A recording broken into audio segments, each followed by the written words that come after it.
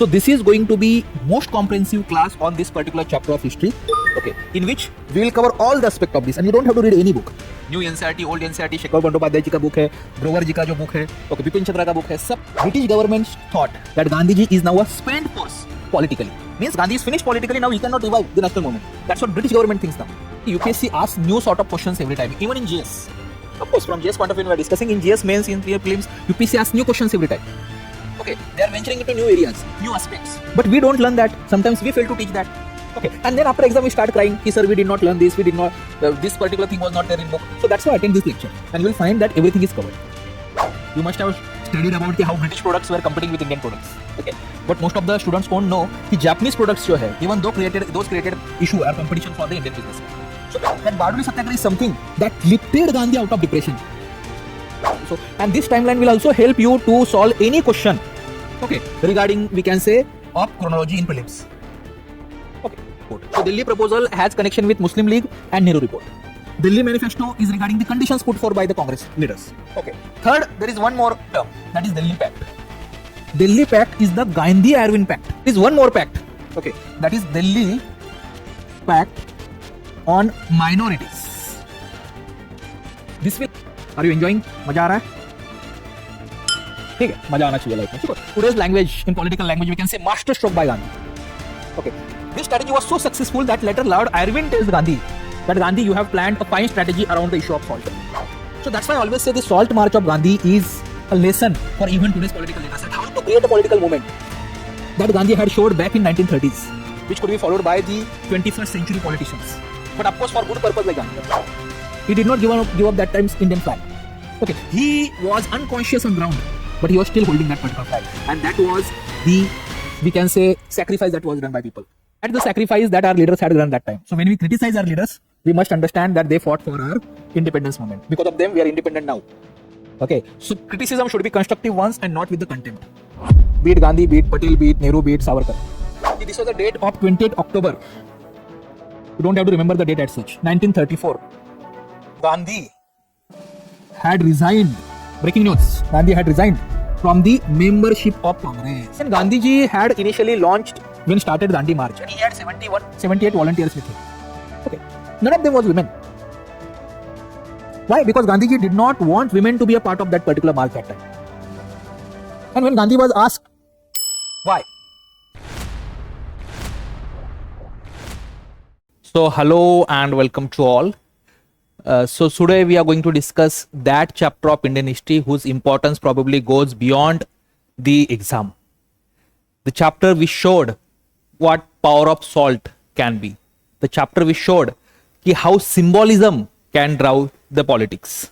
And the chapter, the movement that showed that a simple person wearing dhoti can shake a mighty British Empire.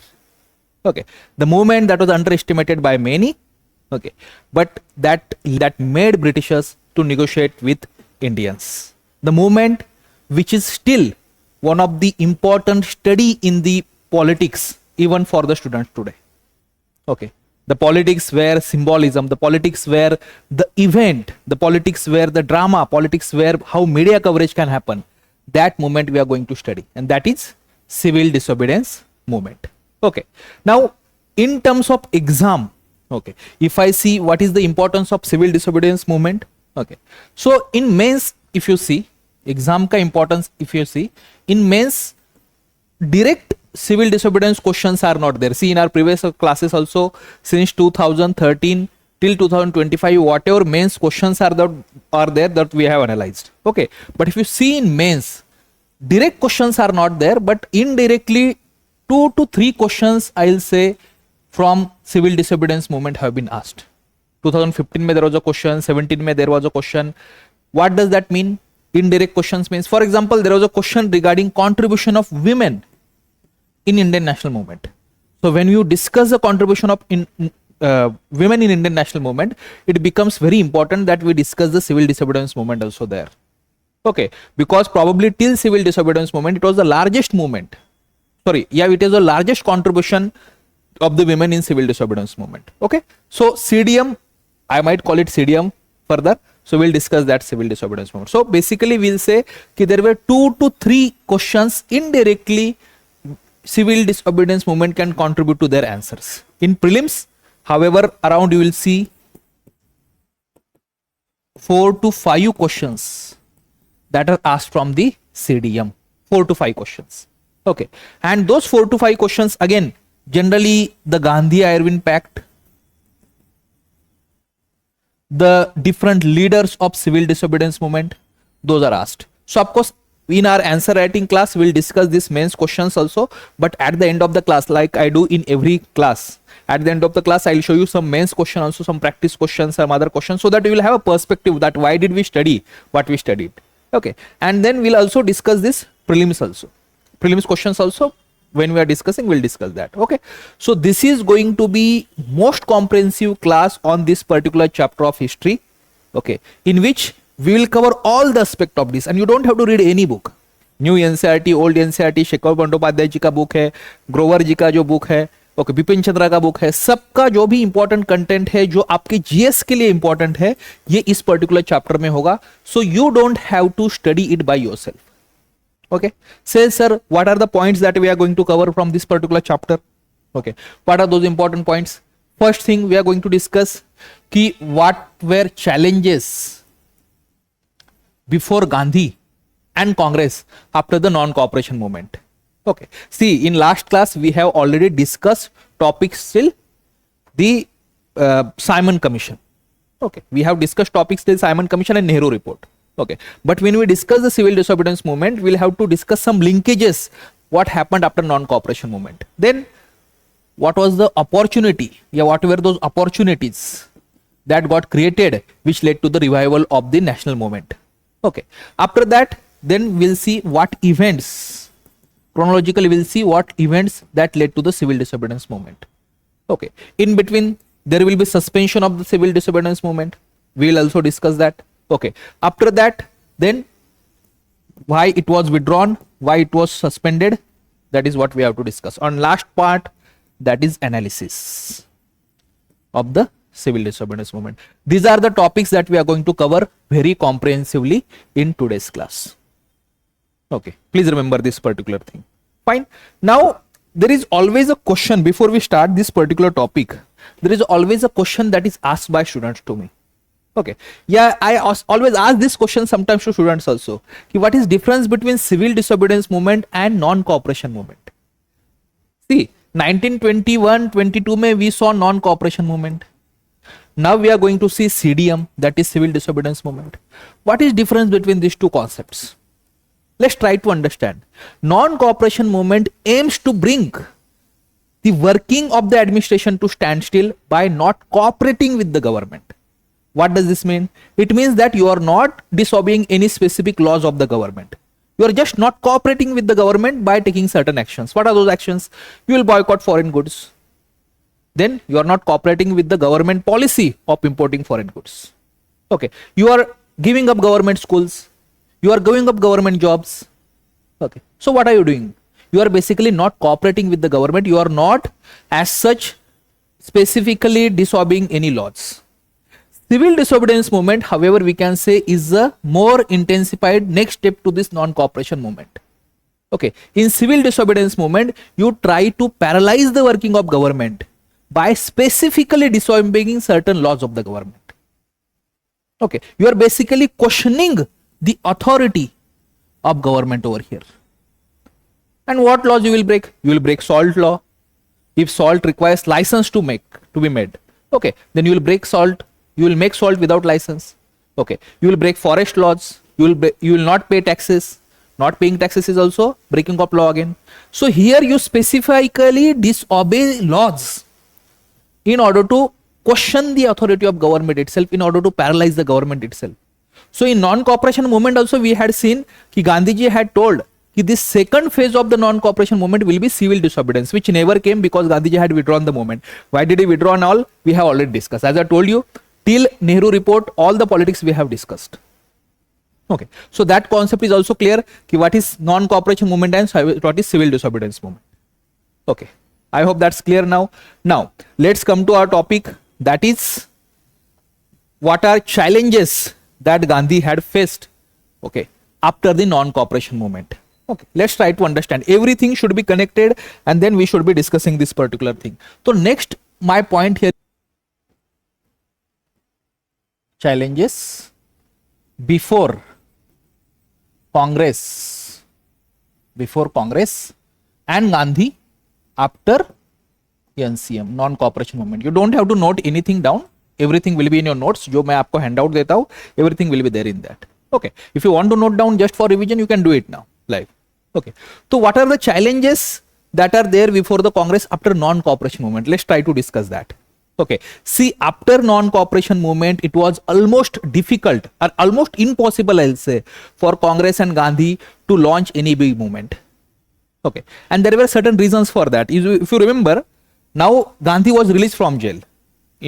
After non-cooperation movement, he was put in jail. Later, he was released. Okay. But what happens? What were the reasons over here? The first reason why I am saying it was almost impossible for Gandhi to launch the movement, Congress to launch movement was, first thing was the political inactivity of Gandhiji itself. Gandhiji himself was politically inactive. He was more now involved in the constructive work after he was released from jail. Okay. And because he was more involved in the constructive work, now he was politically inactive. And let me tell you this thing. British government thought that Gandhiji is now a spent force politically. Means Gandhi is finished politically, now he cannot revive the national movement. That's what British government thinks now.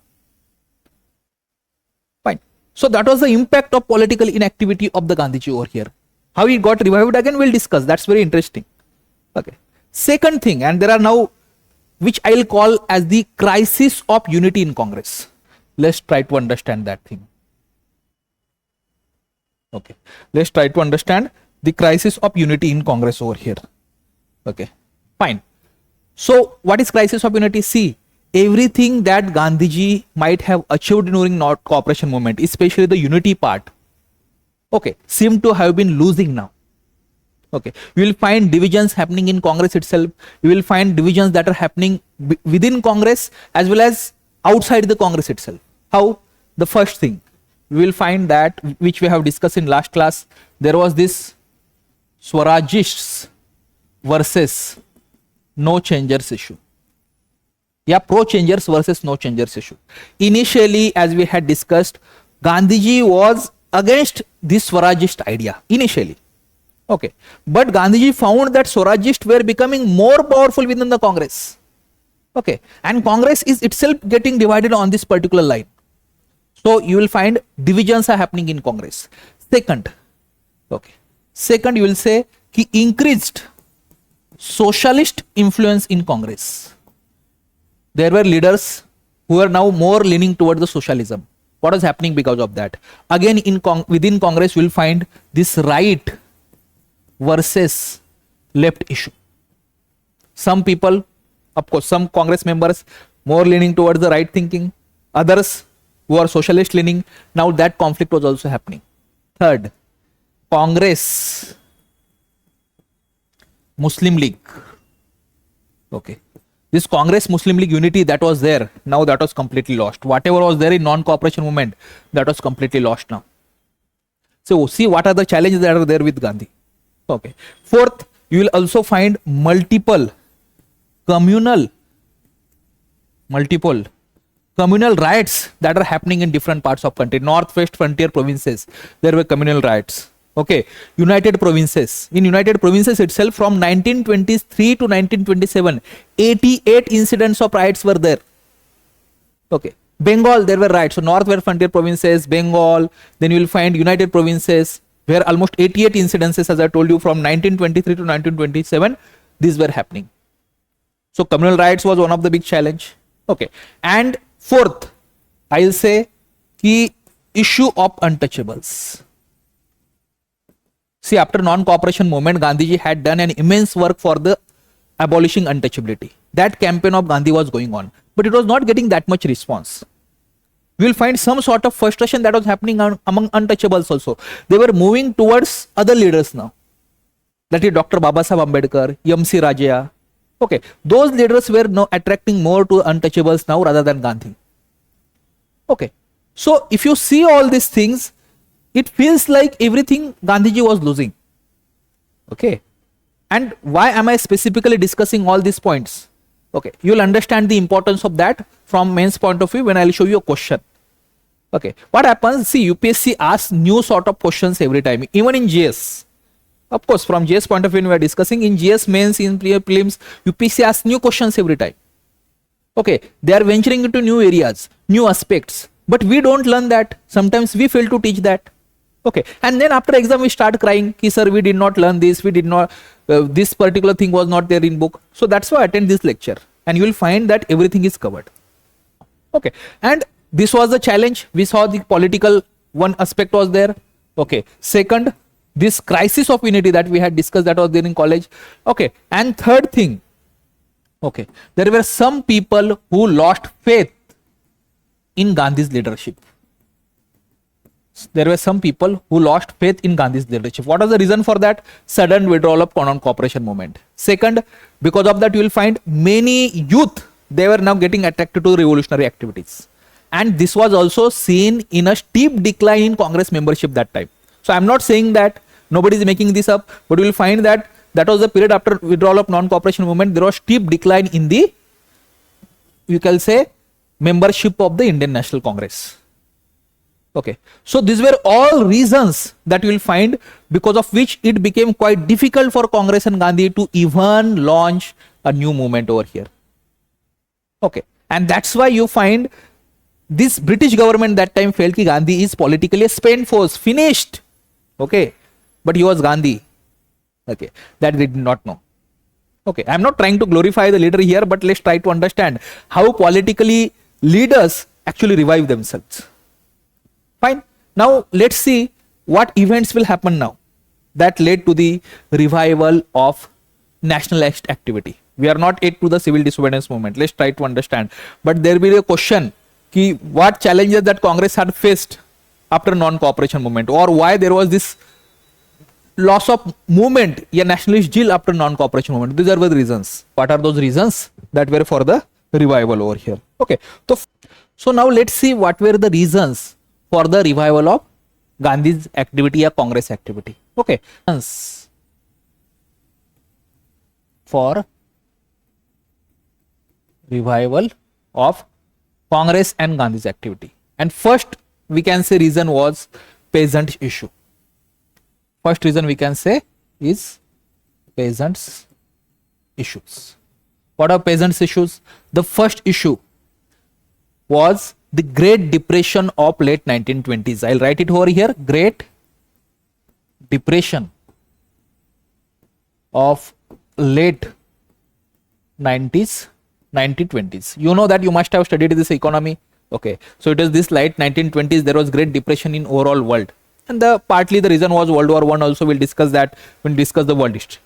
Okay. Now what happens because of the Great Depression of 1920s? Okay.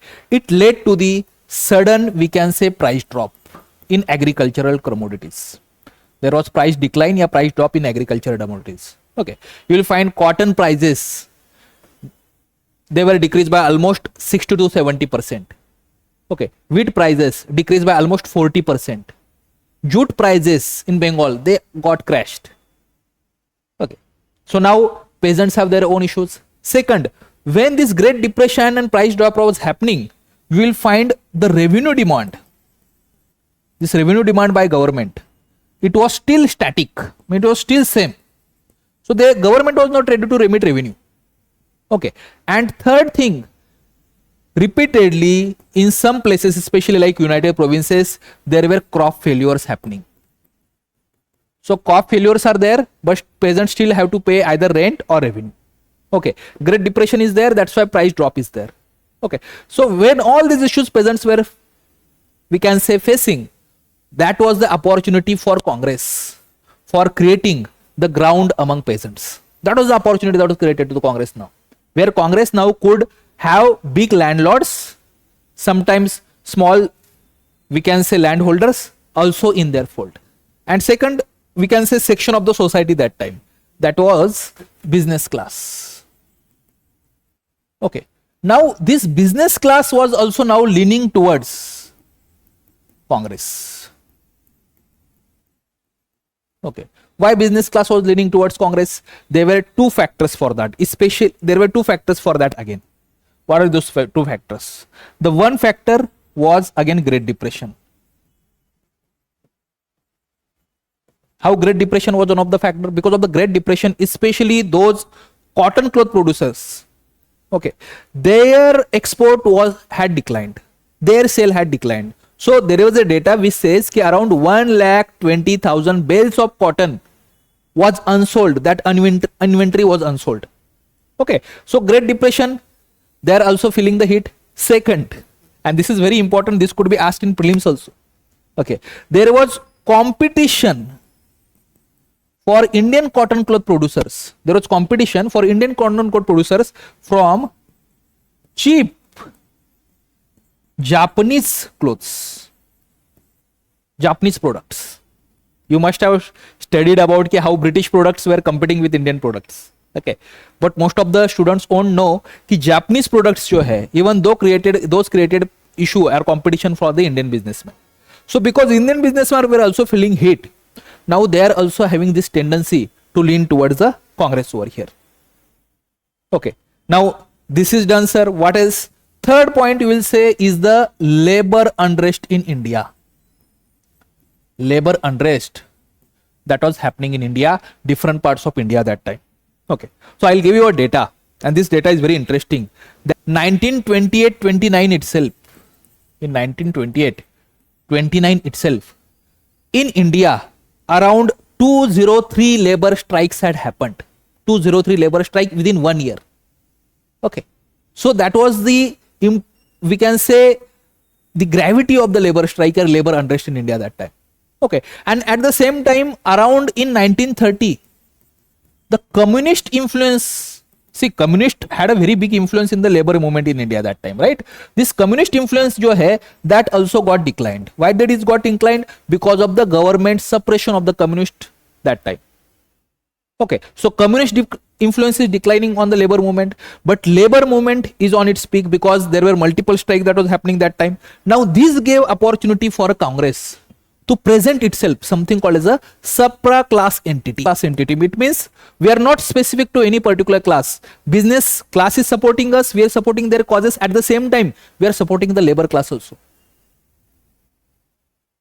Okay, so that the aim of the Congress to become the party of all sorts of Indians. Okay, they got an opportunity over here because they could now influence the labor class also over here.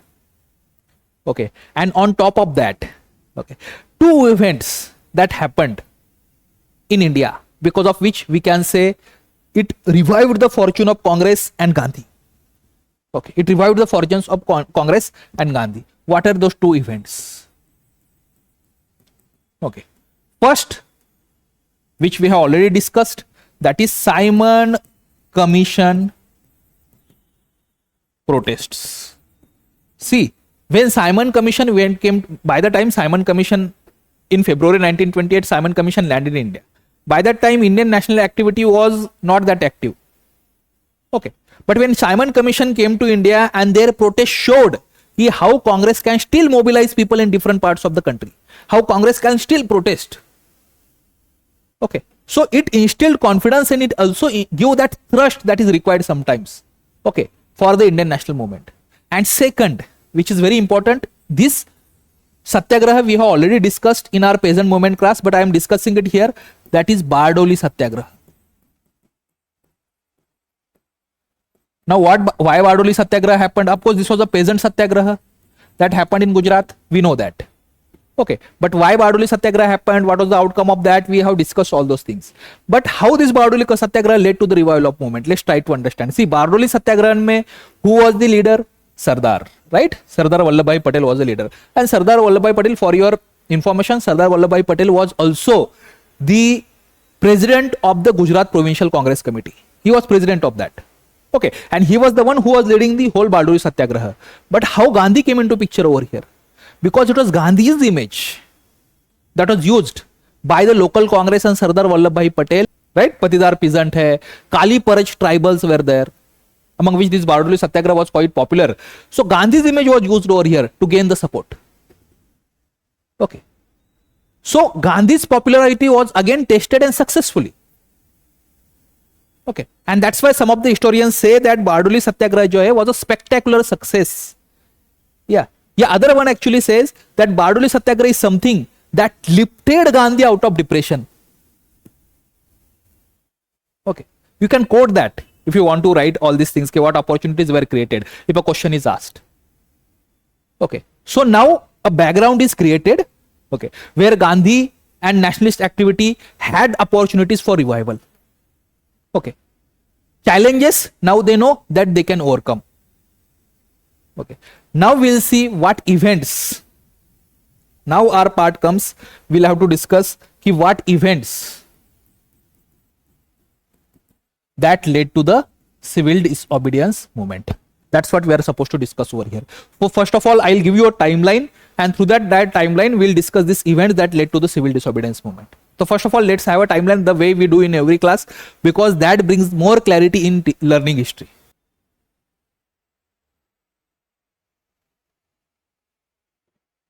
Fine. So we can write something like that.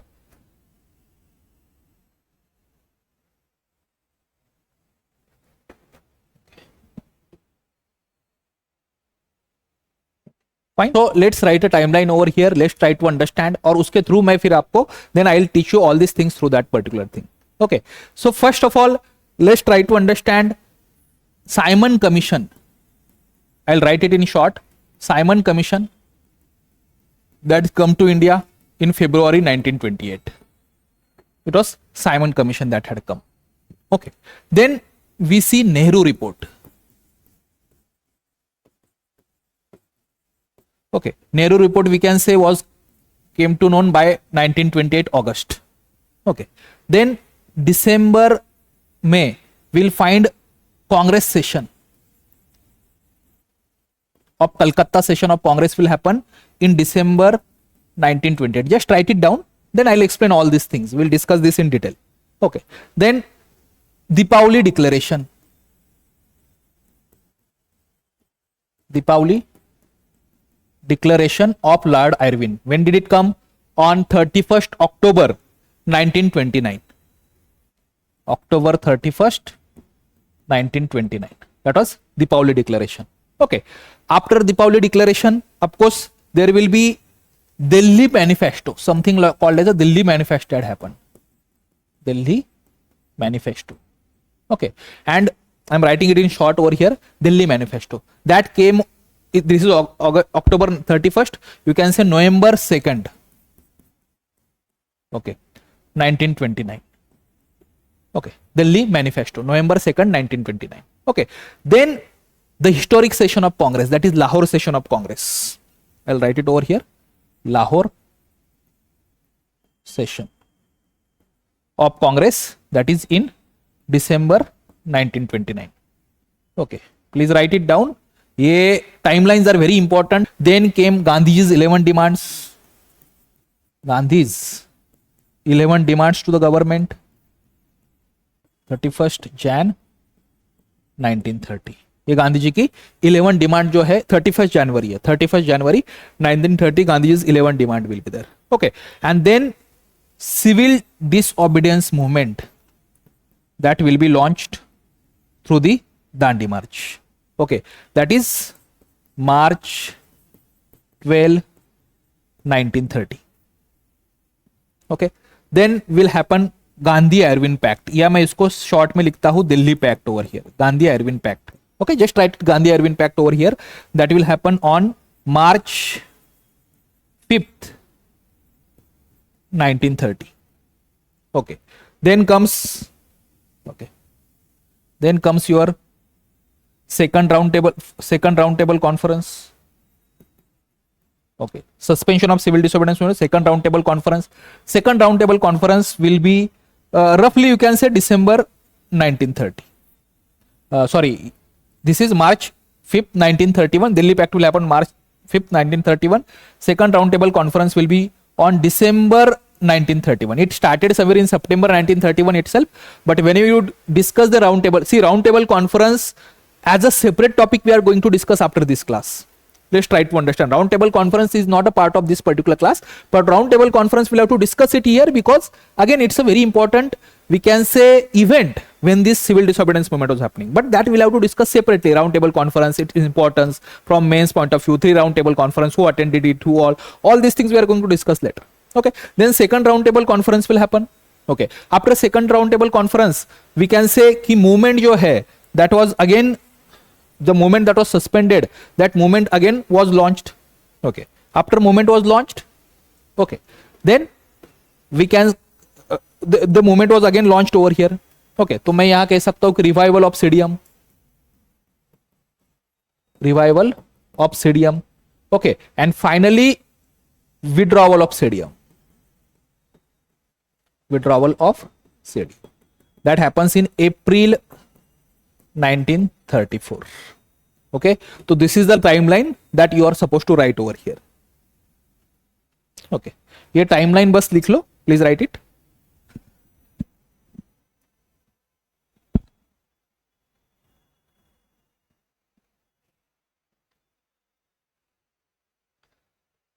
Pardon me, my handwriting is sometimes like maybe prehistoric ones, but that doesn't matter. Okay, fine, it's legible one at least. So just, and that also gives you a hint that even if you have this kind of handwriting, because I have myself have cleared multiple, we can say, prelims, I have given multiple mains, also I have given multiple interviews. So even with this, and of course when I write on paper, handwriting will be better. With this handwriting you can easily clear exam. Okay, ठीक है, चलो, तो ये timeline हमने देख लिया. अब इसी टाइमलाइन को आगे जाके हमें एक्सटेंड करना है. Will now by using the same timeline will discuss how we moved on to the civil disobedience movement over here. Let's try to start this particular thing.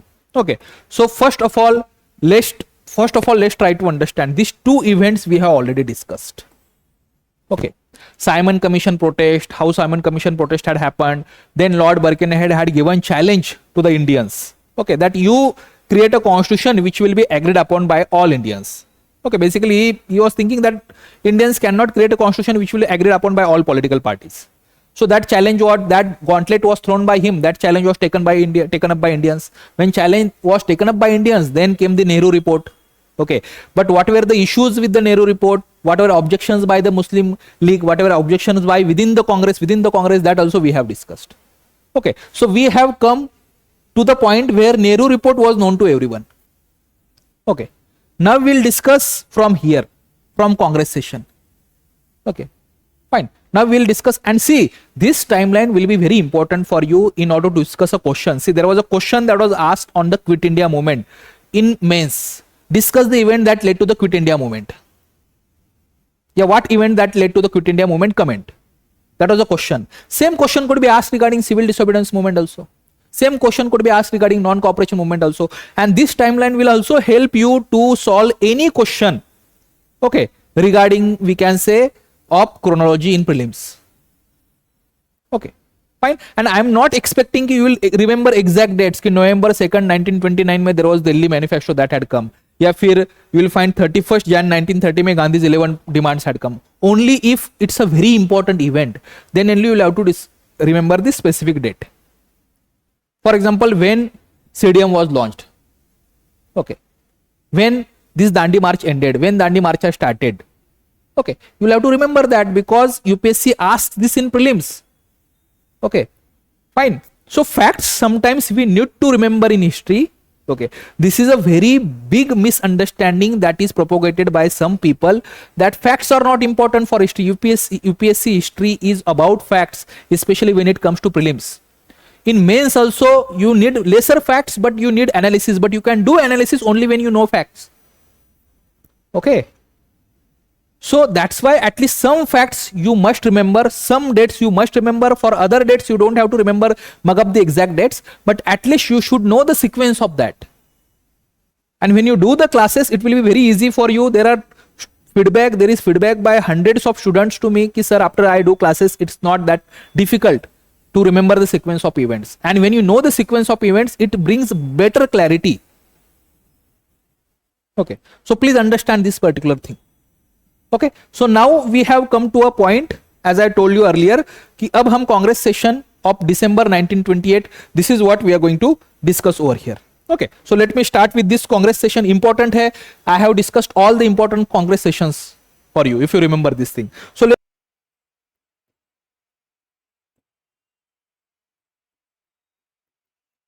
1928, December 1928. Where did this session happened? Calcutta. Okay, who was the president of this session? I have told you earlier also what things we should remember about the important Congress sessions. 1905 session we have discussed, 6 we have discussed, 7 we have discussed, 16, so many others we have discussed. So what are the important things that you should remember? Year. Okay, about important sessions only, not all sessions. Where did this happen? Okay, who was the president? So of course here president was Motilal Nehru. Motilal Nehru was the president of this particular session. Why? Because Nehru report was to be discussed over here. Congress. Okay, Gandhi had challenges again over here. Okay, whatever the two challenges, see, there was one section of the Congress within the Congress, that is Nehru, Jawaharlal Nehru, son of course, Motilal Nehru ji. Okay, then you have here Subhash Chandra Bose. That faction is saying कि Nehru report में जो dominant status demand is there, that we do not accept, which we have discussed in last class also. Okay, and what they wanted was the demand for complete independence. Their demand from Britishers was complete independence. However, in Nehru report, dominant status was there. Okay, at the same time, you had Muslim League. Okay, and that Muslim League through Jinnah, that is also opposing the Nehru report, because they wanted their separate Muslim majority provinces, separate electorate, and many other things were there. We had discussed that in last class. Okay, so Muslim League is also opposing, and within Congress also there is opposition. But Gandhi actually told congressmen that let's not drop this particular dominant status demand in haste. Okay, but he knew if I get Nehru report approved now, there will be a very big section of Congress which may not be, especially young section of the Congress, which may not be happy with this. So he got Nehru report approved. So please remember, in Congress session, Nehru report got approved. But in order to balance here, in order to do that balancing act, see how politics works. Okay, in order to do that balancing act, what Gandhi proposes? Gandhi proposes something called as a grace period for the government. Gandhi says, see, okay, we will give 2 years of grace period to the government. Means from 1928 to December 1930. We'll give 2 years of grace period to the government. Okay, they should accept Nehru report. Okay, in these 2 years. Okay, fine. Now again younger faction was not happy with that. So Gandhi reduces that 2 year grace period to 1 year grace period. So 1 year deadline now, 1 year grace period now. So Gandhi says ki we are going to give 1 year to the government. 1 year means what? From December 1928 we are going to give period till December 1929. So we are giving 1 year to the government. That government should accept the Nehru report. And if government does not accept the Nehru report, then we will launch Civil Disobedience Movement in order to demand what? Not dominant status, but complete independence. Then that is complete independence. Okay.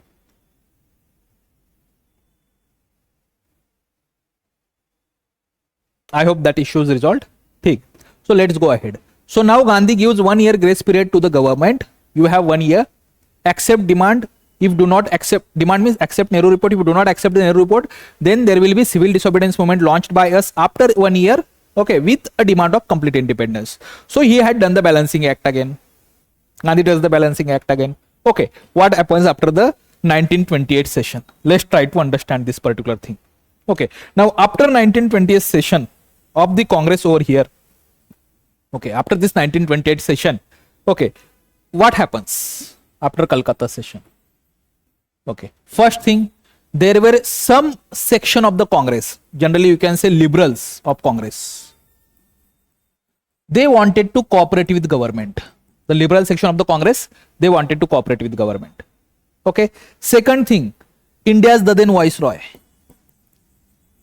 Lord Irwin, you call him, right? Lord Irwin. Lord Irwin was Viceroy of India from 1926 to 1931. Okay, Lord Irwin's other name, if you want the other name, he was called as Edward Wood. Edward, short में I am telling Edward Wood. Okay, so now Edward Wood या Lord Irwin जो है, okay, now see, let's try to understand. Lord Irwin was not just some kind of viceroy. He was a very influential person in Britain. He was a conservative politician there. He had held multiple ministerial posts over there. Okay, and he was also chief architect of the Hitler's appeasement policy by Britain. But of course, when he went back from India, okay, after that he is considered the chief architect of Hitler's appeasement policy by England. We'll discuss that when we'll discuss our, of course, world history. Okay, so such was an influential person, and Lord Irwin somehow wanted to negotiate with Indians also. He wanted some sort of new constitutional reform from Indians, and he was also supported by the government that time. Okay, so that's why what Lord Irwin does, it was that 31st October 1929.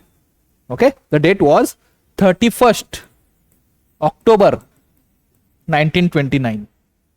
Okay, here Lord Irwin gives a public statement. Okay, and that's what we call it as a Deepavali declaration. That public statement of Lord Irwin we call as a Deepavali declaration. Okay, yeah, Irwin statement of 1929. What is that statement? I'll show you over here. Let's see this statement of Irwin. Okay, this is a Deepavali declaration by Irwin. Okay, and I'm not quoting any other words. This is the declaration. You can go through the declaration. What does Irwin actually say? Irwin basically says that the aim of Britishers is also giving the aim that Britishers have now, and which is implicitly stated in 1970 statement. What is 1970 statement? Montagu statement. We have discussed Montagu statement, right? So it is implicitly stated in Montagu statement that we want to give kind of dominant status to the Indians. He is kind of hinting that. Okay, तो वो कह रहा है कि dominant status जो है that we want to give Indians over here, and that is implicit in 1917 declaration also. And for giving that dominant status, now discussing that dominant status now, let's have the round table conference. Okay, let's have the round table conference, and all the political parties should attend that round table conference. So what was his basic aim? Okay, now he was promising some kind of constitutional reforms in which he is hinting dominant status. Okay, now he is saying कि by this time, see, Simon Commission had come to India in February 1928. So let's have this clarity. As I told you last class also, but report of Simon Commission got published in May 1930.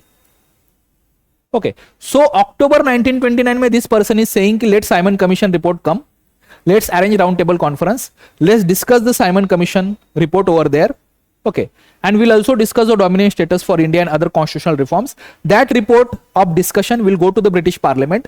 They'll discuss that report over there in British Parliament, and after that the decision will be taken of constitutional reforms. Okay, so he's asking Indian political parties to come for round table conference, and he's hinting some kind of dominant status, a carrot. Okay, now by this time our nationalist leaders had enough of British policies. They knew how these people will delay different things. Okay, so that's why they came up with something called as that's why our nationalist leaders had come up with something called as the Delhi Manifesto.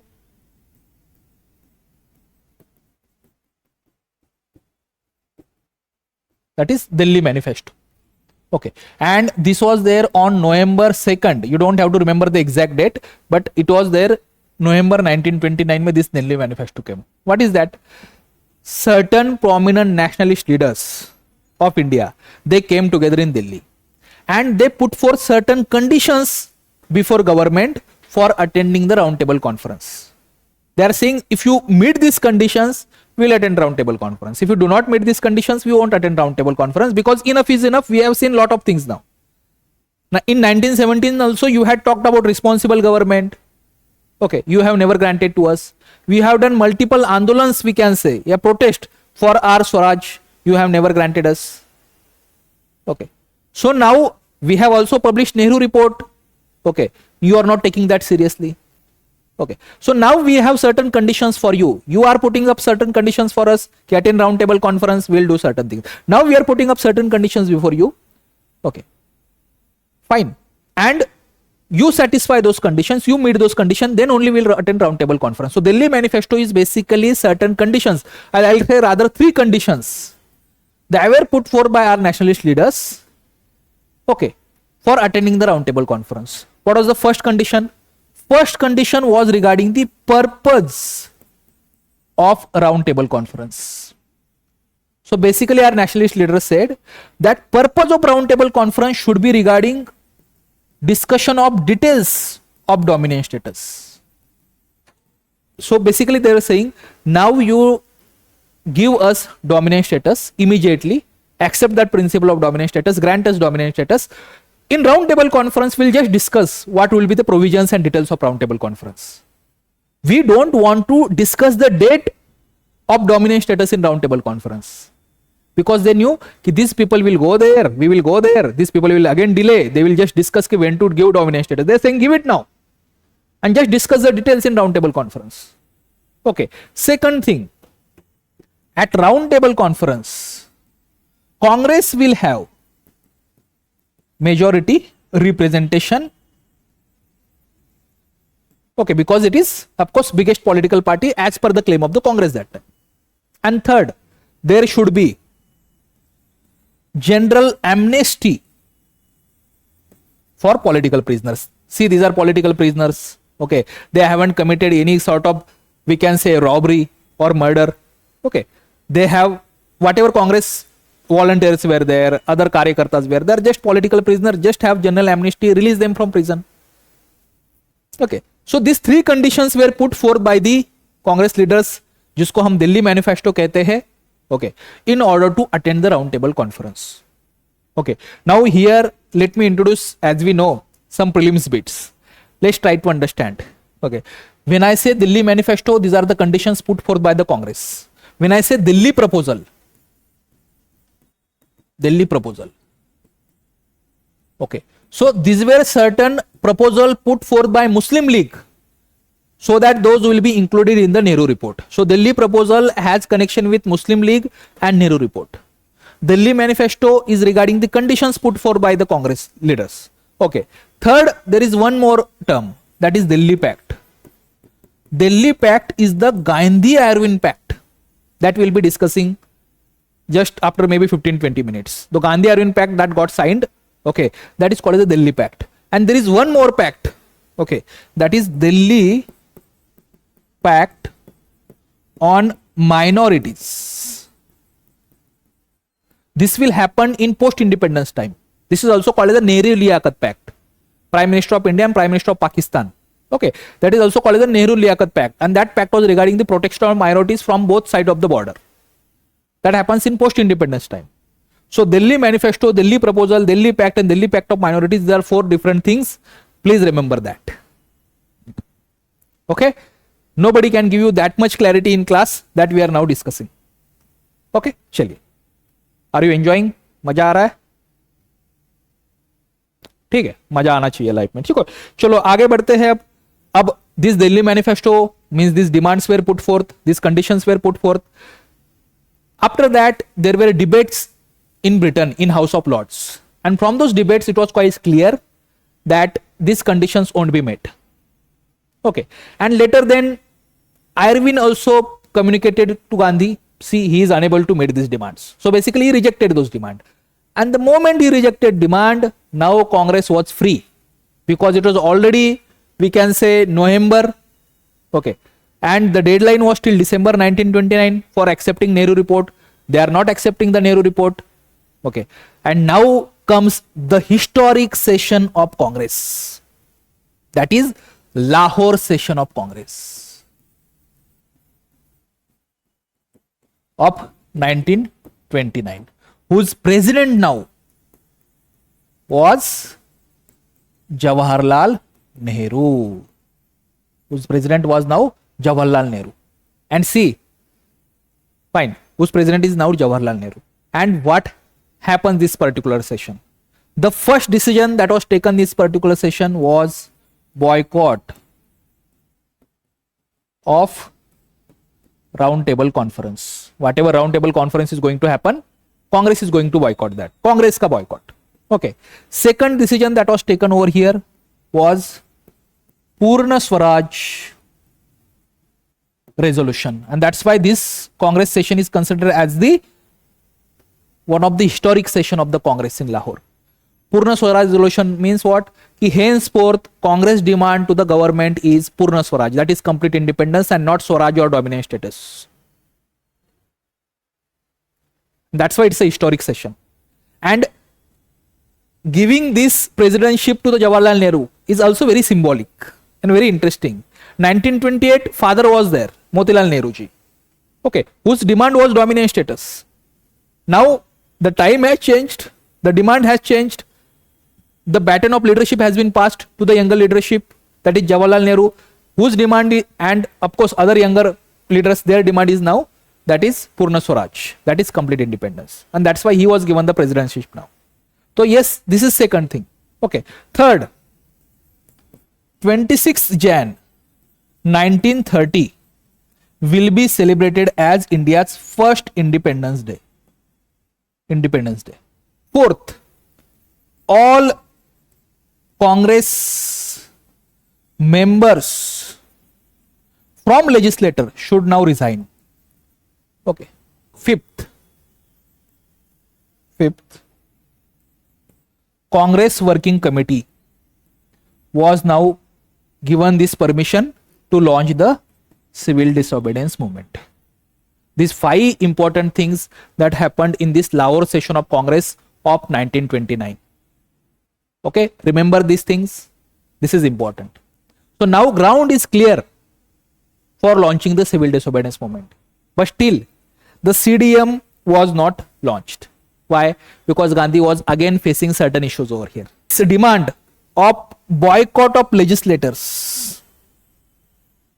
Okay, that all Congress members should resign.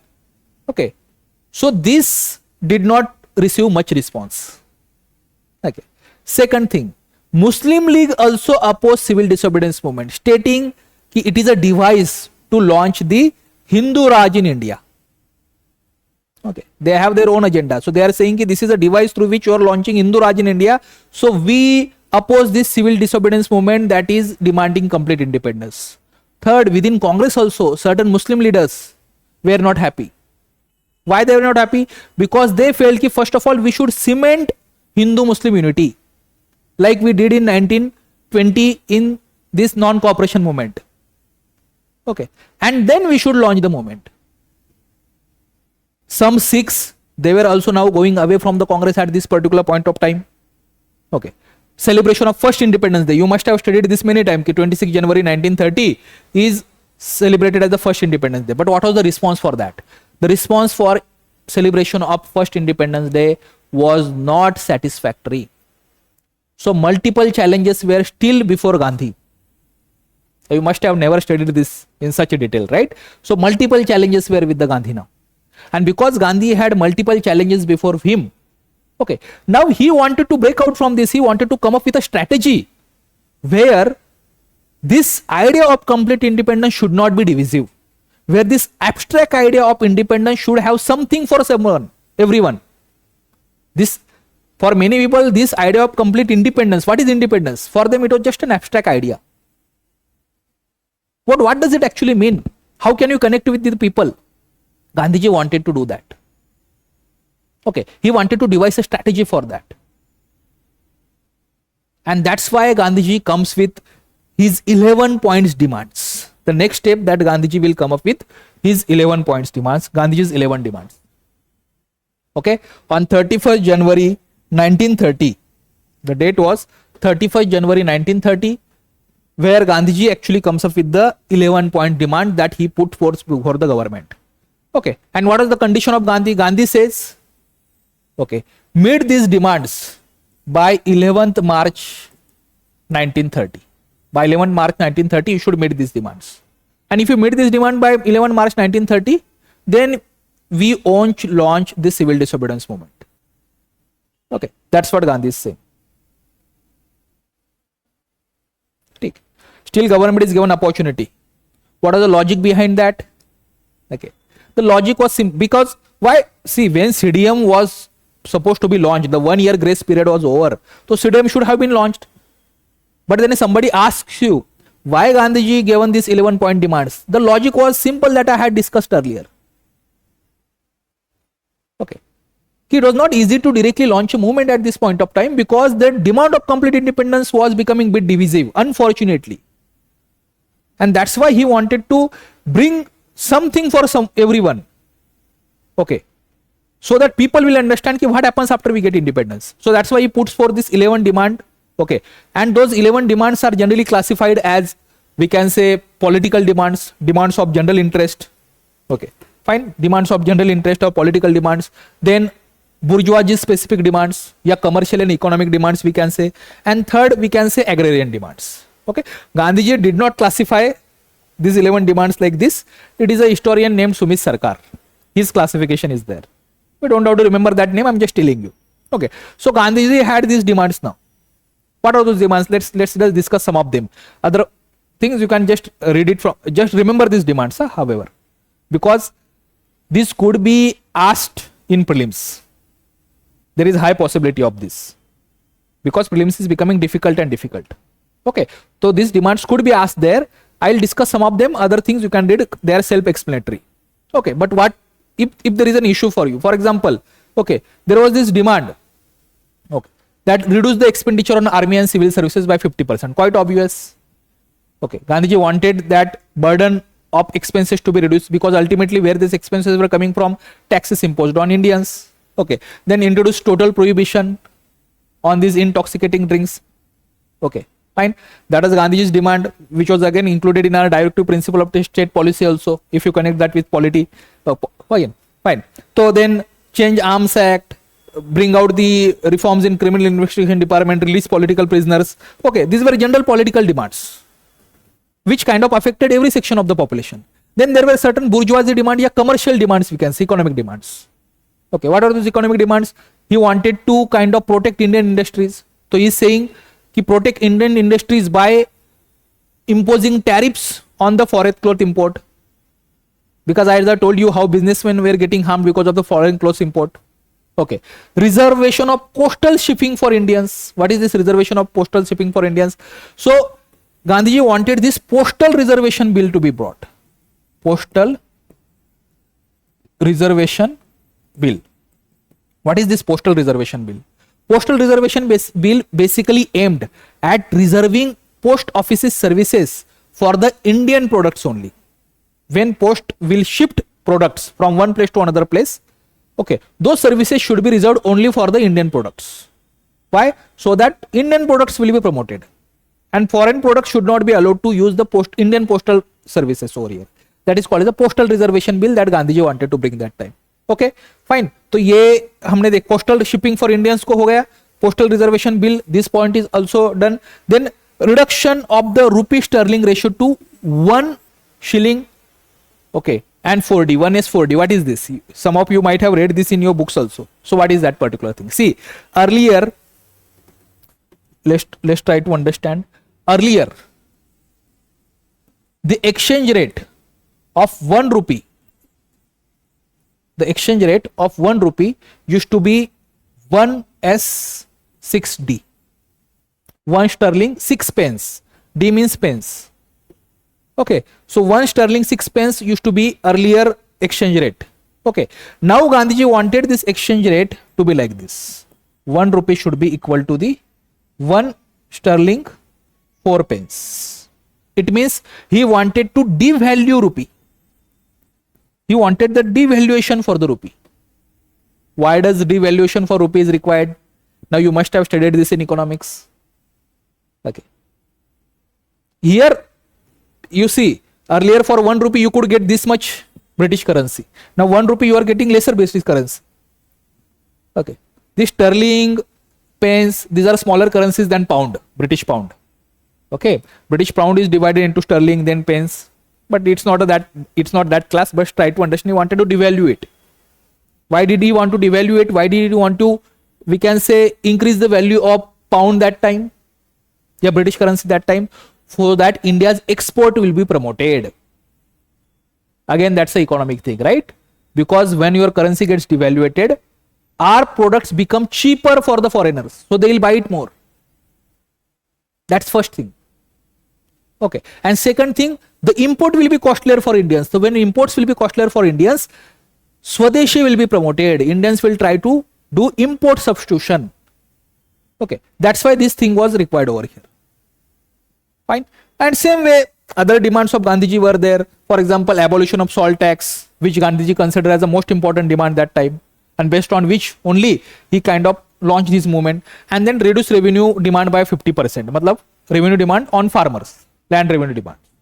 Okay, so these 11-point demands were put forth by Gandhi. The deadline, again, a date of 11th March 1930 was given. You must be thinking, sir, how many dates Gandhi is giving and Congress is giving? Okay, but that's the politics. Okay, we study these independence movements in history just through certain facts, just sometimes certain kind of mains points also, but we don't understand the linkage. That's what I'm trying to establish over here. Okay, so now it's a seesaw. It's that sine wave. It's not linearly. It's not like linear movement. Okay, there are setbacks. Okay, again they will try to revive from that. There will be setbacks. Again they will try to revive from that, and finally we get that Indian independence. That's how politics works. That's how any freedom struggle, any kind of long-term political struggle works. Okay, so Gandhiji now gives the deadline of 11th March. Okay, deadline was, of course, British did not take it seriously, and when British did not take it seriously, Gandhiji launched Civil Disobedience Movement through Salt March, through Dandi March. That is the next event. That now Gandhiji finally launches the Salt March, yeah, Civil Disobedience Movement. So what was Gandhi's plan?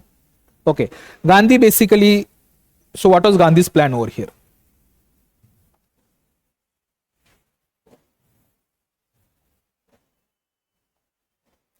So what is Gandhi's plan now?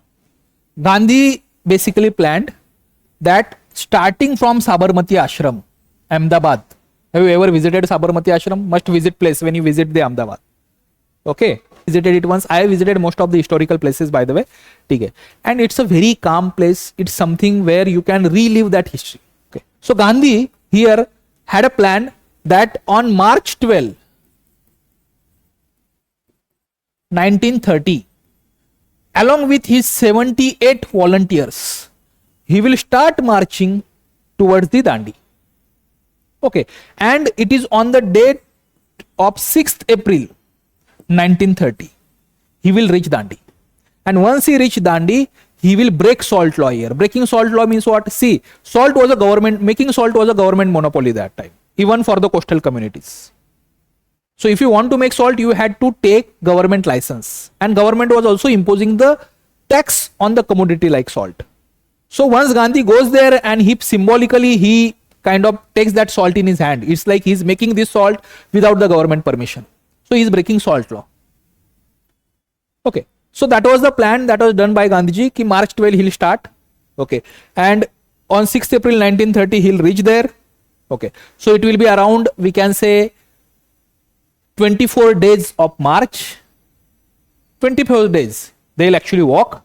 He'll walk along with his volunteers, and during these 24 days, of course, they might walk around 385 kilometers to 40 miles. They will march. Okay, that was the Gandhiji's plan. And you see, why did Gandhi select salt? Again, this could be again a mains point. His salt, why did he just break the salt law? He could have broken any big law. Why such small commodity? Okay, now this was, as some historians say, was a deceptively innocuous strategy by Gandhi. Okay, deceptively innocuous strategy by Gandhi. Okay, or in today's language, in political language, we can say masterstroke by Gandhi. Okay, this strategy was so successful that later Lord Irwin tells Gandhi that Gandhi, you have planned a fine strategy around the issue of salt. Why it was such a fine strategy? The first reason we'll discuss why it is a fine strategy over here. The first reason, okay, salt is such a commodity that affects, that connects everyone. Okay, rich uses salt, poor uses salt. So something that affects everyone. Second, this salt and taxation of salt has a very high emotive value. Okay, it can evoke emotions of everyone, of poor and even of rich, because all of them are using salt. ठीक, find. And third thing that's very important, that it would not even create issues for non-Congress government supporters. So those leaders who were non-Congress leaders, let's say Muslim League, Hindu Mahasabha, Justice Party, okay, these are non-Congress government supporters, let's say. These are non-Congress government supporters, because Muslim League, Hindu Mahasabha, Justice Party, they had initially opposed Civil Disobedience Movement. So it is not going to create non-Congress government problem for non-Congress government supporters. Why? Because it is not going to affect much of government finances. Even if you break salt law and you are making salt, okay, without government license, it is not going to affect much of the government finances over here. Okay, fine. After that, you can also say key, and this is on a very small scale, but this was important, that breaking salt law, yeah, illegal manufacturing of the salt can create small income for coastal communities. And fifth, very important thing, salt march was also rooted, yeah, it had roots in Indian culture. How could salt march has the Indian culture? See, marching to religious places, barefoot sometimes, is a culture of India since ancient times. Okay, since ancient times we go to pilgrimage. Sometimes people go on barefoot. Sometimes people walk thousands of kilometers. Shankaracharya, let's say, had come from South India to North India till Kashmir. Okay, so that march towards the pilgrimage, that march shows the power, your willpower, your will to sacrifice everything for your purpose. This still happens. If you know that in Maharashtra there is Warkari Sampradaya, which still marches to Pandharpur. A very big event happens, a very big bhakti event every year. What does that show? That you are giving up everything for that particular period for the purpose. Maybe that was the purpose of bhakti, spirituality. Here the purpose is India's independence, and for that you are giving up everything. You are walking there for almost more than 380 kilometers. Okay, and that's why emotive value will be there. And Gandhi's plan was successful. When Gandhi started this march, the Gandhi's plan that time was very successful. Big event, a sort of political drama event that Gandhi had created, of course for good purpose. Okay, you will find Indian media reporting about that. You will find foreign media also reporting that particular thing. When arrest had happened, foreign media had reported that. When Gandhi Irwin Pact had happened, foreign media had reported that, and that too in favor of Gandhi. They were reporting as if, in New York Times, in other publications, they were reporting as if Gandhi is winning. A person wearing dhoti is kind of shaking British Empire. And I'll show you some of the clippings over here. And before I show you clippings, these are some of the, we can say, instructions that Gandhi had given to congressmen before he started salt march. Before he started march, he had given certain instructions.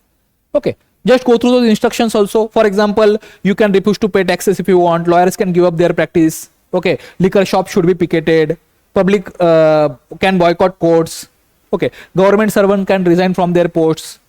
So options he had opened for other people in order to protest. Okay, so now Gandhi comes further. Okay, and I'll show you the reporting that was done over here. What kind of drama was created? You see, when Sarojini Naidu was arrested, when she was doing the Dharasana Satyagraha, okay, such a big report was there in, we can say, was there in New York Times. So New York Times is reporting that 2 lakh people were in protest and Mrs. Naidu was arrested. Okay, I'll show you one more clipping over here. That is Gandhi lists, we can say, terms for peace in India. Okay, fine. Gandhi had given some piece of India that is being reported again in Gandhi's favor. Okay, and when this Gandhi Irwin Pact had happened and when government was ready to negotiate, okay, see what was the thing. Gandhi wins defiance fight for India. So how positively Gandhi was being reported in even American media and other media at that time. So that's why I always say this salt march of Gandhi is a lesson for even today's political leaders, that how to create a political movement that Gandhi had showed back in 1930s, which could be followed by the 21st century politicians. but of course for good purpose like Gandhi, not for the bad purpose, not for the ulterior motives. Okay, so Gandhi, as I told you, he basically starts this particular salt march. When Gandhi starts this particular salt march, he had given certain instructions to his people. Okay, okay, fine. And same thing was replicated in other parts of country also. There were leaders in other parts of country, okay, who were also kind of taking interest in the salt march in different parts of the country. Okay, so I will show you those leaders over here. We'll see that. Okay.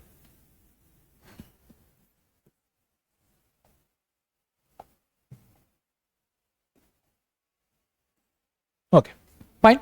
And these leaders in different parts of country, how they led the salt march, this is very important from prelims point of view. I will show you prelims question also on that. Okay, for example, you in Tamil Nadu. Okay, in Tamil Nadu, C. Rajgopalchari.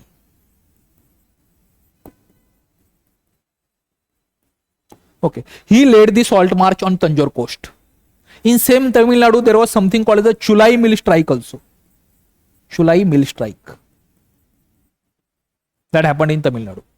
Okay, fine. If you see in Telangana region, matlab if you see in Andhra region, many military style camps were organized, which we call as the Sibirams, which you get in multiple books. Sibirams. These are kind of a military style campaign. But I'll tell you one interesting story from the how people were sacrificing for their movement. I'll tell you one interesting story in the we can say Telangana region. Okay, so there was a person named Tota Naidu, a volunteer named Tota Naidu. Okay, so he was carrying this Indian tricolor, and when he was carrying this Indian tricolor, and in many parts of country that was happening, people were carrying Indian tricolor. Okay, and police were snatching it from them. So Tota Naidu, when he had that Indian tricolor with him, okay, there were 15 policemen who were actually beating him with lathi. 15 policemen. Okay, but he did not give up that particular Indian tricolor. He did not give up that time's Indian flag. Okay, he was unconscious on ground, but he was still holding that particular flag, and that was the, we can say, sacrifice that was done by people. And it was not only this. Okay, children were carrying flags to different places. When police were snatching those flags from children, they came up with new idea. Okay, they painted their shirts with tricolor. Children now painted their shirts with tricolor. How we are going to snatch shirts now? Vanar Sena. Children organized their own Sena, Vanar Sena. There was a mention, at one place there is a mention of Manjri Sena also in Maharashtra. Manjar Sena, yeah, Manjri Sena. Manjar Cat Sena. Okay, Prabhat ferries were carried out different places. Okay, Sankirtans were organized so that people will get mobilized and they'll give this message of again complete independence to people. So different ways, this and everything is mentioned in your notes. So in mains also you can write this, what different ways, in what different ways the civil disobedience movement was launched.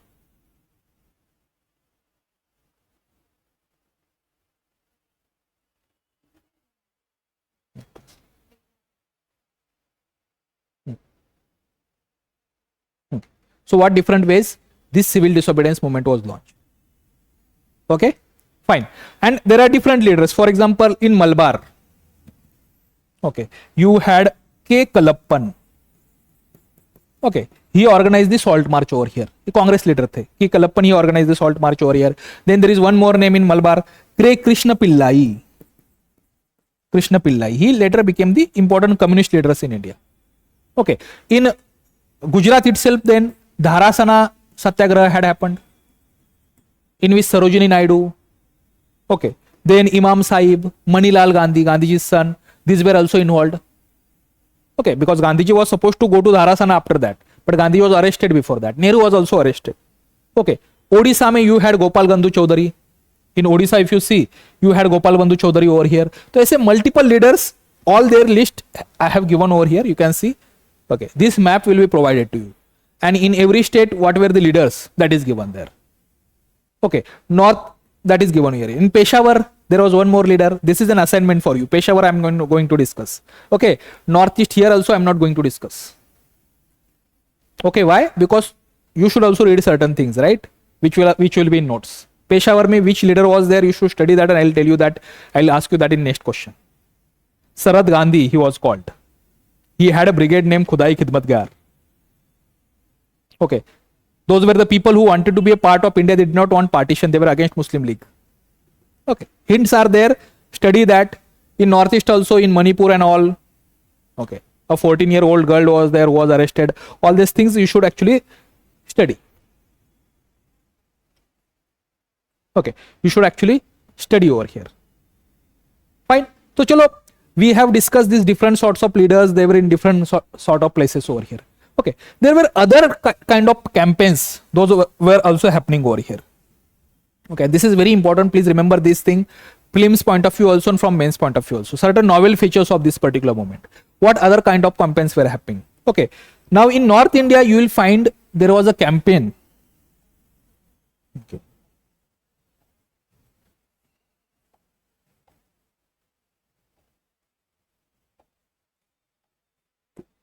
Okay, in North India there was something called as a anti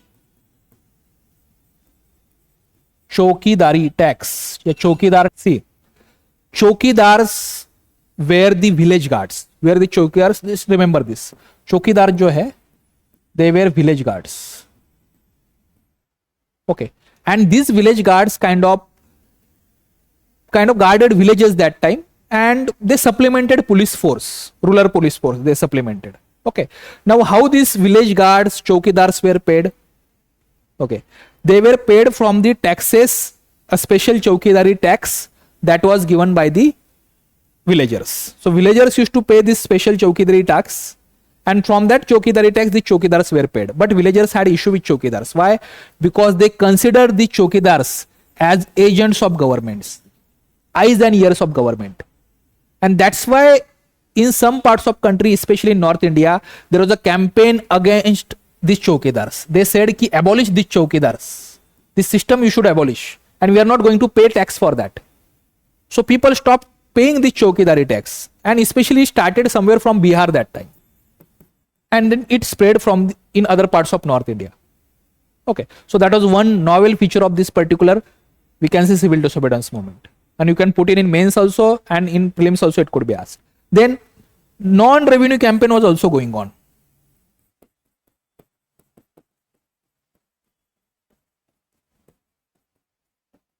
Non-revenue campaign.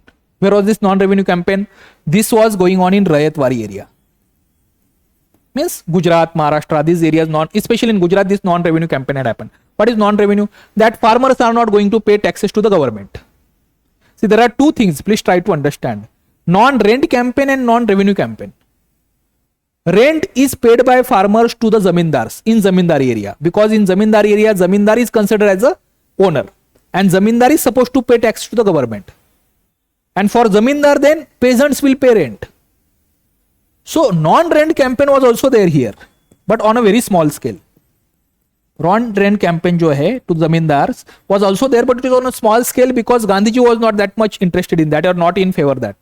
But non-revenue campaign, especially in the areas like Gujarat and other places, was on very large scale, where peasants in Rayatwari area refused to pay taxes to the government.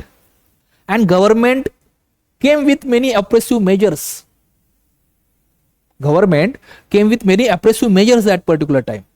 Okay, so there were instances in Gujarat where government started attacking properties of farmers. They started kind of doing cruelty to them, these government officers, police. So that's why peasants left their homes, and they kind of moved to the princely states. Like in Gujarat, many peasants moved to the princely states of Baroda. They lived in fields there for 4 or 5 months. And when they were living in field, living everything, okay, these police were attacking their homes, breaking open their homes, and they are destroying their properties. And in one such incident in Gujarat, Sardar Vallabhbhai Patel's 80-year-old mother. Okay, there is an incident. It is reported that Sardar Vallabhbhai Patel's 80-year-old mother, she was cooking food in her home. Okay, police breaks open her home. Police broke open her home, and when police broke open her home, they kind of harassed her. Okay, they took her utensils. Okay, they filled her utensils with the kerosene, and they did not let her cook. Okay, so such things were happening, such kind of atrocities that police was, and they did not even spare Sardar Vallabhbhai Patel's mother. Okay, and that's the sacrifice that our leaders had done that time. So when we criticize our leaders, we must understand that they fought for our independence movement. Because of them, we are independent now. Okay, so criticism should be constructive ones and not with the contempt. Be it Gandhi, be it Patel, be it Nehru, be it Savarkar. Okay, so many such things were happening. Non-revenue campaign, and we can say, then there was this breaking of forest law. This campaign was also going on. Forest laws were broken. Forest laws means what? Government has, you must have studied this in environment also, okay, government had declared many forests as protected forest, reserve forest. In those protected and reserve forest, people were not allowed to go. The tribal people were not allowed to go there. Their tribal people were not able to use the produce in that particular forest. They could not graze their, we can say, cattle in that particular forest. So these laws were also broken by the peoples in central provinces, in Maharashtra, in tribal area. Basically, these laws were also broken by the people over here. Okay. Meanwhile, I'll show you, I tell you one more thing which is important from prelims point of view also. In Assam, there were protests by students against something called as the Cunningham Circular. Cunningham Circular. What was Cunningham Circular? Cunningham was the head of the education department in Assam that time. Okay, so this Cunningham actually issues a circular warning students that if you participate in such kind of political activities in civil disobedience movement, then you might be removed from your schools and colleges. Action will be taken from against you. You will be debarred. Okay, so he was trying to preclude students from participating in civil disobedience movement, but that was in vain because students starting protesting against this Cunningham circular also. And I told you told you about the same kind of circular. Do you remember? Please tell me. In earlier moment also, during Swadeshi movement, what was that circular? Same kind of circular. It was issued in Bengal, Carlisle circular. Okay, it could be asked in again prelims, so you should be knowing that particular thing. Okay, so moment Gandhi was arrested, by the way. Let's try to understand. Nehru was arrested, arrested. Okay, movement was going on. Okay, now it was around a month. The movement started in March 1930. Okay, it was a month of around, we can say, February 19th, or we can say almost 1 year had passed. Okay, so we have now entered, let's say, 1931. January, February 1931 months were there, and certain changes started happening in movement. Okay, when the movement started showing certain decline now. Why?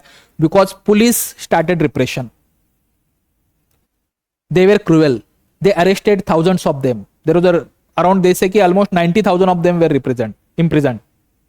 Okay. Second, business class support was also dwindling because of two reasons. First, because see, movement was almost going on for 1 year, so it was harming their business. And second, government also gave them concession, divide and rule.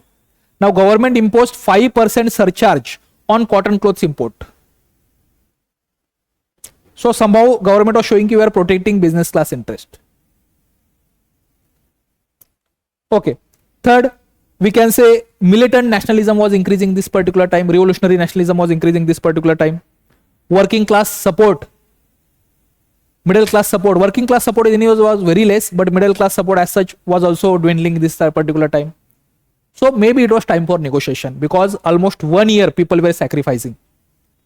Okay. And by this time in December 1930, already first round table conference had happened. Okay. And it was of no use. It did not have any proper outcome because Congress was not there. So from government side also some sort of negotiation was required. Okay. And from Congress side also Gandhi felt that we should do certain things because almost it was a year now. Okay. So that's why Gandhi was released from jail. Gandhi and Irwin sat on table and they came up with something called as the Gandhi-Irwin Pact on March, we can say 5th, 1931.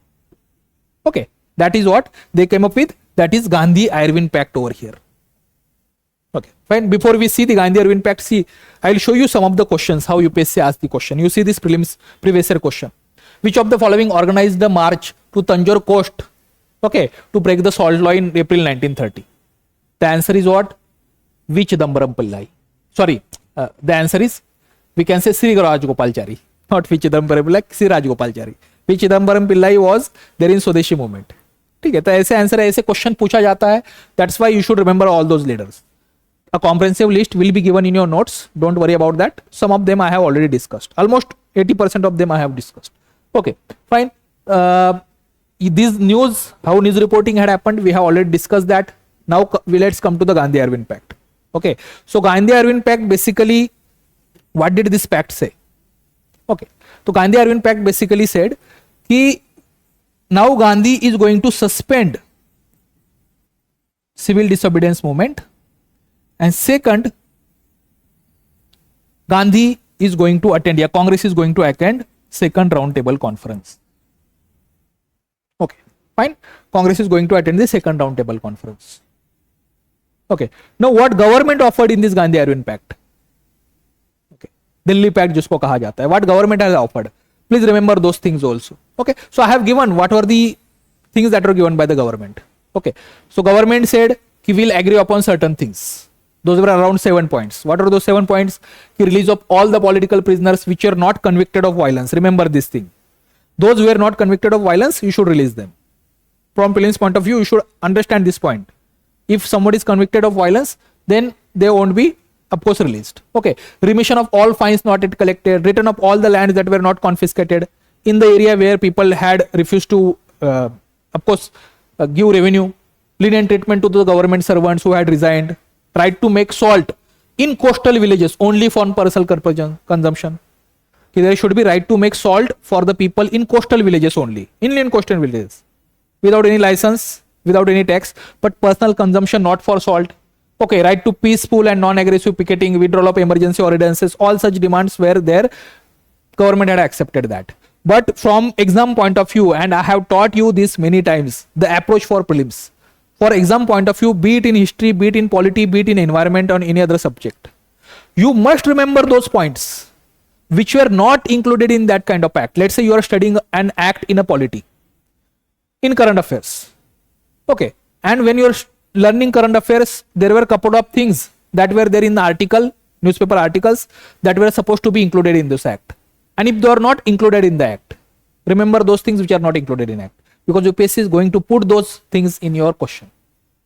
Same goes to environment, some goes to other subjects. And here also, this pact had happened, but two things government did not accept in this pact. What was that?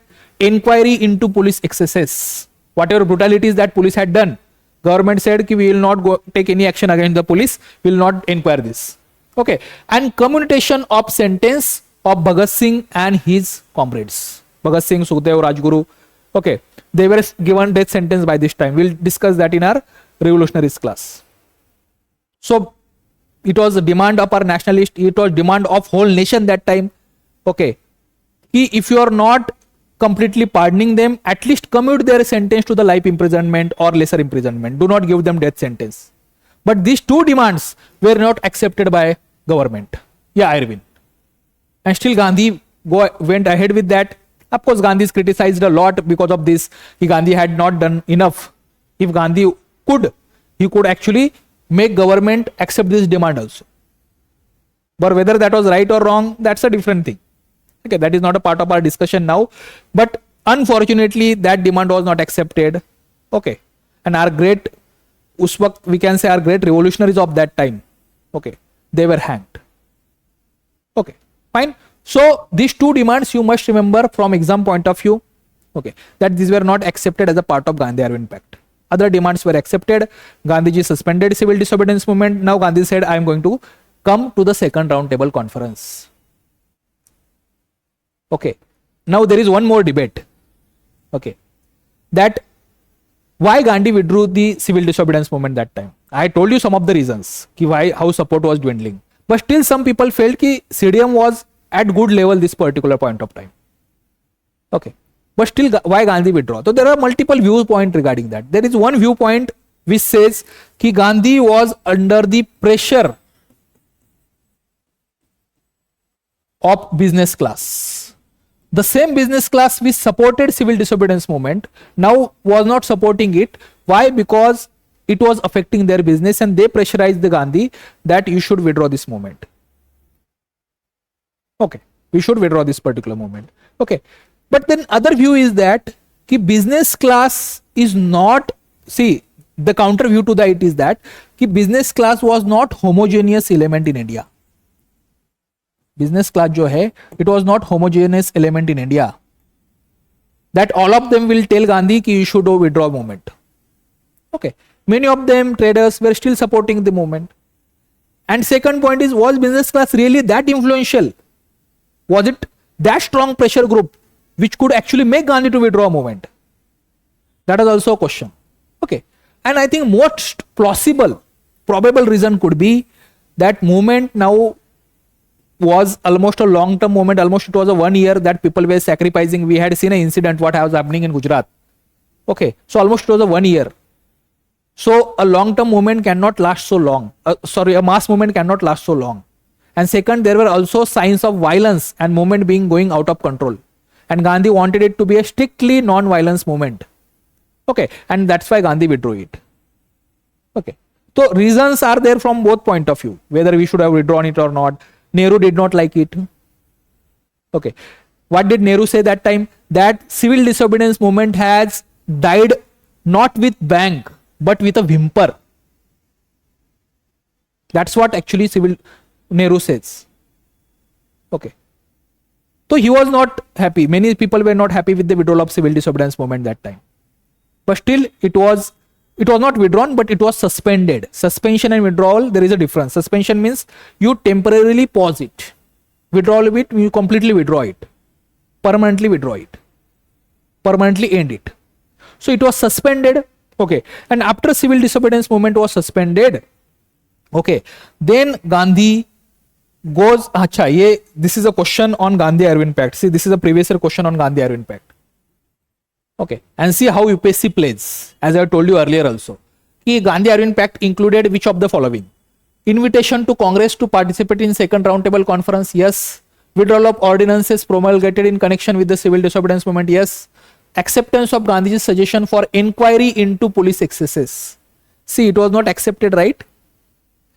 UPSC has put this. Release of only those prisoners who were not charged of violence. Yes, सही है. तो third जो है, ये कहीं ना कहीं जो which was not included in the pact, UPSC has put it there.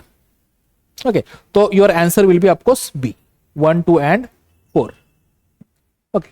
1, 2 and 4. Okay. Fine.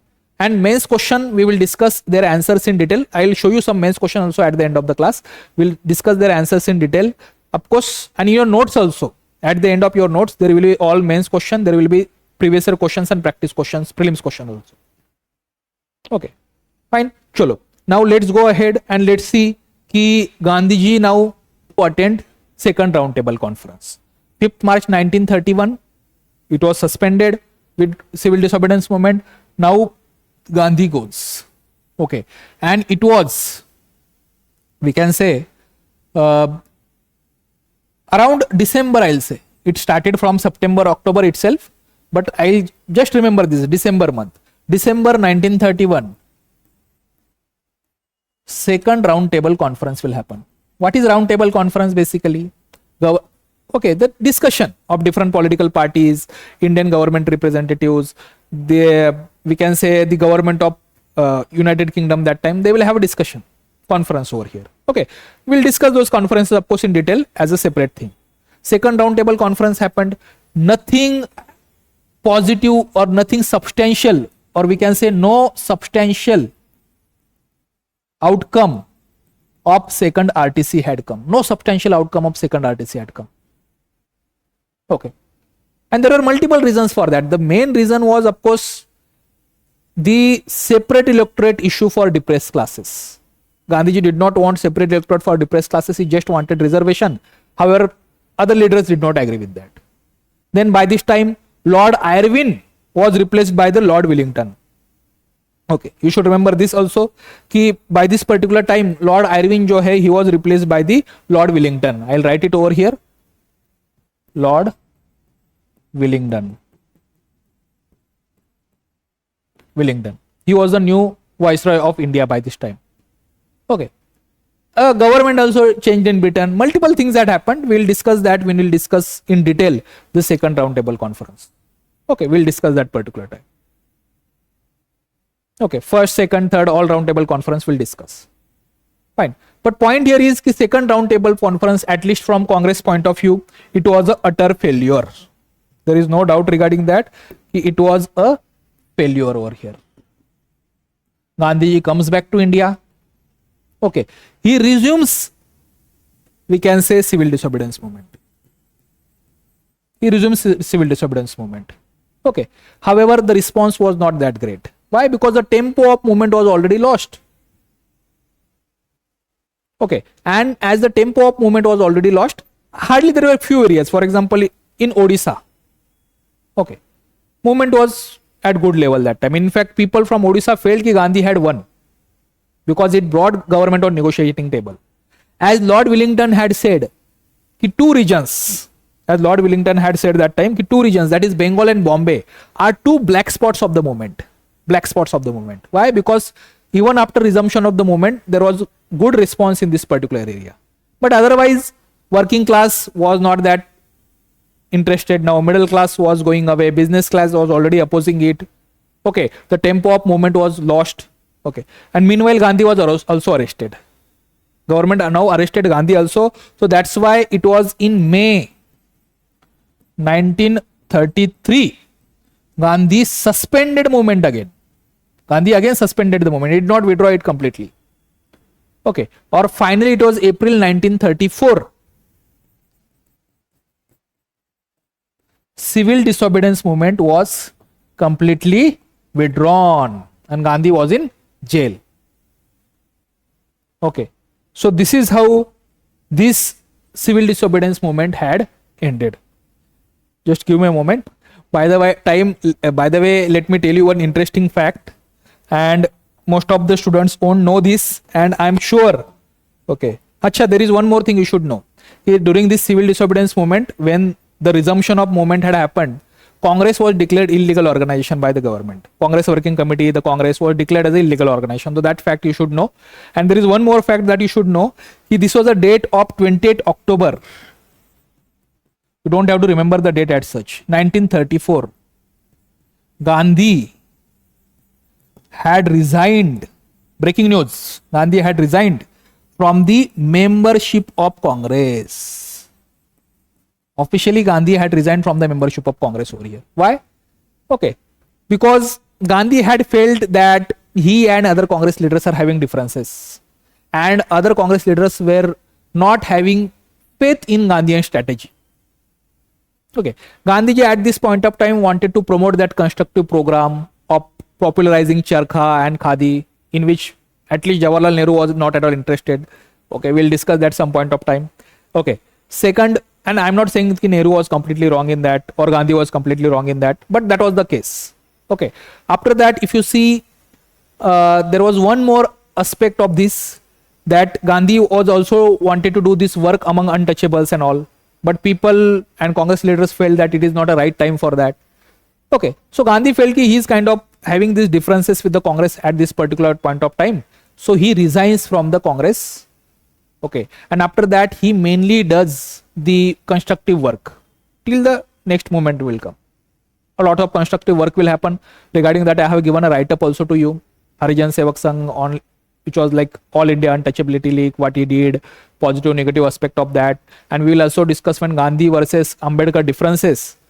We'll discuss what was Gandhi's approach that time. Okay. So civil disobedience यहाँ movement end होता है. Analysis of civil disobedience movement.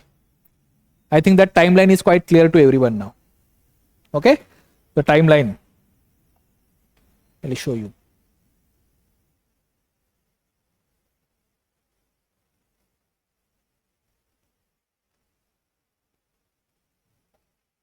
देख लो एक बार जो हमने discuss किया पहले. Okay. So withdrawal of CDM, April 1934. Okay. The picture is over. But now analysis part is still remaining. Some analysis we had done earlier. Now still some analysis part is remaining. So let's do that particular analysis of the civil disobedience movement over here. Okay. Fine. So first of all, let's see the significance of this movement.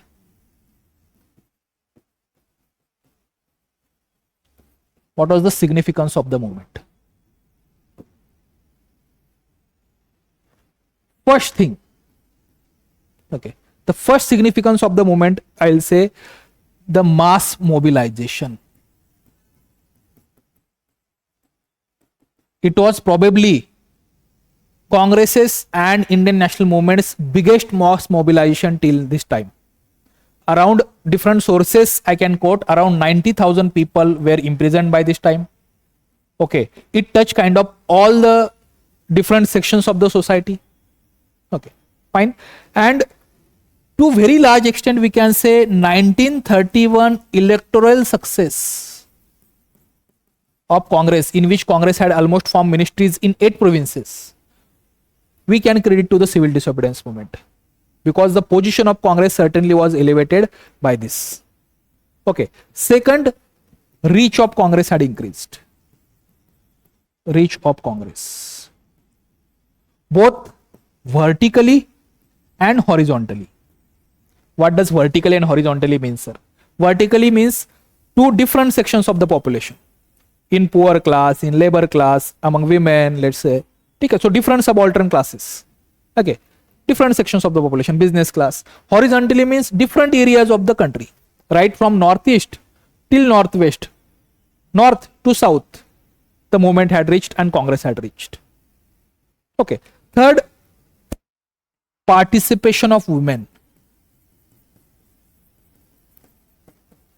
See, CDM was the movement in which we saw till now, biggest participation of women. Okay.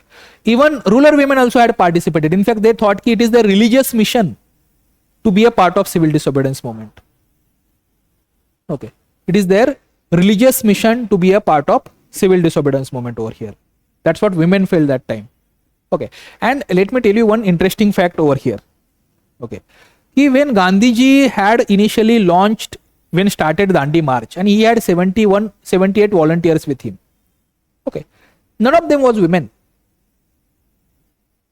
Why? Because Gandhiji did not want women to be a part of that particular march that time. And when Gandhi was asked why, so Gandhi said ki if I take women along with me in my march, then government will accuse me of being coward, who is hiding behind women. That's what Gandhi said. But then there were many leaders, women leaders that time. Their name I can give you, for example, Sarojini Naidu. Okay. Then Kamla Devi Chattopadhyay. Kamla Devi Chattopadhyay. Then there is one more, Dadabhai Nauroji's granddaughter. Okay. There was one more person whose name, Dadabhai Nauroji's granddaughter. Her name was Perin Captain. Perin Captain. Okay. So they personally visited Gandhi. They wrote letters to Gandhi. And they told ki how women participation is important. And they knew ki when Gandhi was doing Dandi March, by that time in different parts of country, women already participating. Okay. So they convinced Gandhi for women participation. You will find the immense women participation that time. Then fourth, economic front or economic damage to government. Government lost land revenue. Foreign cloth import almost was now half this particular point of time. Okay. Boycott of liquor again led to the loss of revenue for the government. Okay. So government was losing there itself. Okay. And this movement also saw certain new features. What are those new features? First, business class support.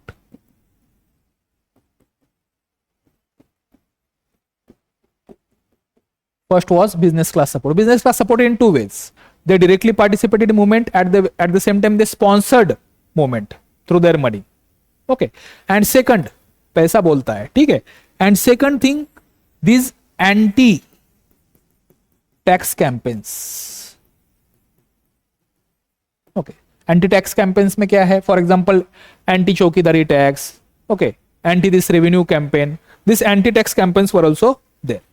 So these were different successes or significance of the movement.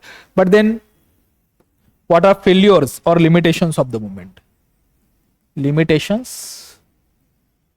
or failures of movement. What are those? The first limitation or failure of the movement, we can say that it failed to achieve immediate objective, या stated objective. What was that? Complete independence. Did we get it that time? No. We got it after in 1947, and to that independence, of course, this movement also contributed. But immediately, this was, we can say, was seen as a failure. Second, failure in negotiation.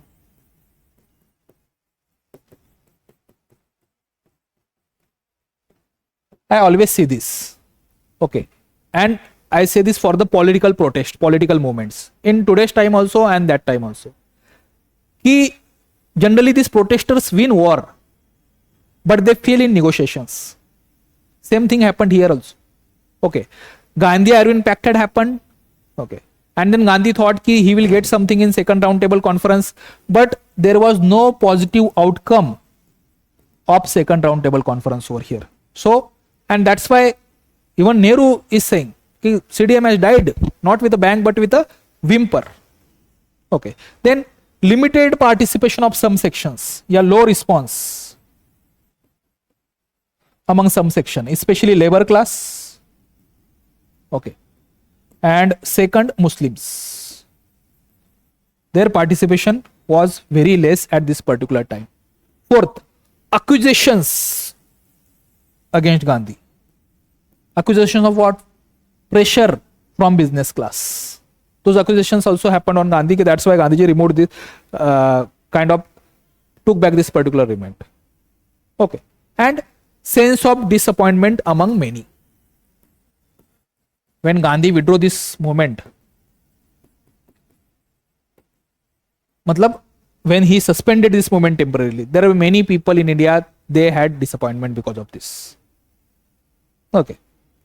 And then again, he could not get that death sentence of Bhagat Singh ji and his comrades, we can say, commuted. So again, that was a disappointment.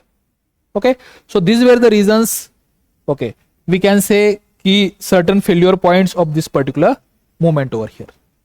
Okay. So if it is asked in mains, you should be able to answer that. Okay. You should be able to answer that over here. Okay. Now there is one pertinent point that we can discuss over here. What was the difference between non-cooperation movement and civil disobedience movement? This could be also again a mains point. Those differences I have given in your notes, but I will discuss some of them. How you should discuss this? First, you can discuss the method. Okay. Just a minute.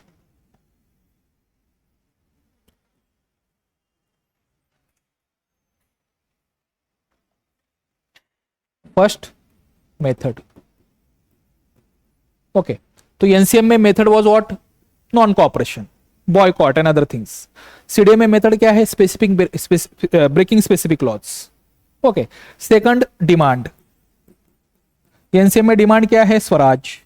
CDM में demand, what is demand? Swaraj and that Khilafat issue. CDM में what is the demand? Complete independence. Third, women participation. As compared to NCM, women participation was on very large scale in CDM. Okay. Fourth, Muslim participation. Again, quite obvious. Khilafat movement, Muslim participation was issue was also Khilafat issue. Here it is not there. Okay. Then government response. In both movement, suppression had happened. Okay. But in civil disobedience movement, at least government was ready to negotiate, where it was not in the non-cooperation movement. Okay. And sixth outcome.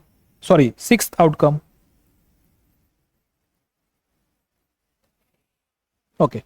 After CDM, what happens? After NCM, what happens? NCM was suddenly withdrawn. Gandhiji was put in jail. Okay. But after CDM, there are multiple things. Roundtable conferences, many negotiations and all that you can write over here. Okay. Fine. Or some of the mains question I will show you over here. See, this could be one of the question, and we will discuss this answer in our answer writing classes. What were the demands that led to the civil disobedience movement? Point out its results. Okay. What were the demands